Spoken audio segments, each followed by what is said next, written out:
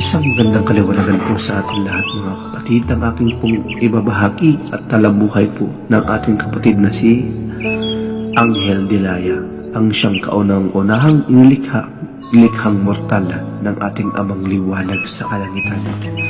Ang kanyang pagkalaog ng kanyang presensya noong 18 ng Abril 2020. Magandang kaliwanagan at kayo'y aking nakilala. Napakatagal ng panahon na ang lumipas na nais kong bumaba sa lupa at bumabang muli sa lupa na kanyang inilikha. Batid ko na sa pagbigkas ko sa aking pangalan at sa aking mga naganap ay maraming katanungan. Mapalad kayo sapagkat ako'y makikilala ninyo, sapagkat tulad ako ng mga liwanag na nakagabay. Kung inyo pang matatandaan ang dalawang mortal na inilikha, sila ang dalawang mortal na unang likha, si Eva at Adan, na yaon ang inyong paniniwala. Ngunit bago pa man silang dalawa ay mayroon na ako. Ako'y hindi lamang anghel, kundi ako'y naging isang mortal din noon. At ang ngalan ko'y Delaya. Ako ang kauna-una ang unang likha bago si Eva at Adan. Nagagalak ako sa kasarian na ipinagkaloob ng ating Ama sa langit. Ako'y isang babae, ngunit nang nawala na ako, makalipas ng 10 taon, naglikha muli. Naglikha muli ang ating Ama na sa langit. Ang liwanag at kanyang inilikha si Eva at Adan. Ngunit nang sumunod ang dalawang mortal na iyon, ay hindi ko lubos akalain na ang tulad kong nilikha na si Eva ay magtataksil, na siyang gumawa ng itim, sapagkat ang pagsasalita ng hayop ay gawa ng isip, kagaya nga si Eva.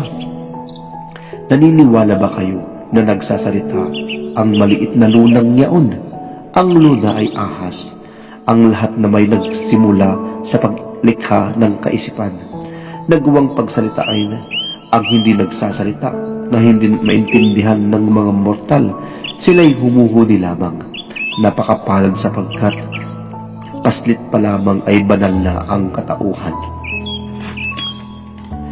Tumahak ka sa tamang upang maging isang ganap na anghel sa lupa. Magbahagi kayo sapagkat ang kaalaman nooy higit pa ang natututunan sa ngayon. At ang dahil sa inyong pananalig ay mabubuo ninyo ang hindi na pa nabubuo. Magpasalamat kayo sapagkat napakabuti niya ako muli niyang ipinababa. Wala bang itim nang ako'y nabubuhay pa sa ibabaw ng lupa? Hindi ba ako naghanap ng katulad kong mortal sapagkat alam ko na ako'y kanyang inilikha na magbabantay sa lahat upang bantayan ang kanyang inilikha at tagapagbantay ng kanyang mga inilikha, sapagkat nauna pa ako sa lahat ng diwata. Binantayan ko ang lahat ng kanyang inilikha, pati na rin ang araw at ang buwan. Ang unang inilikha ay ang mga anghel na mga liwanag, araw at ang buwan. Ang unang inilikha ay ang mga anghel na mga liwanag, araw at ang buwan at ang mundong ninyong ginagalawan. Sapagkat ang liwanag ng mga anghel ang siyang nakakakilala sa akin. Ako ang unang mortal na naging anghel sa langit. Batid ko na iyan ang inyong nararamdaman, sapagkat ang presensya ng aking pagbaba na walang dapat makakakilala,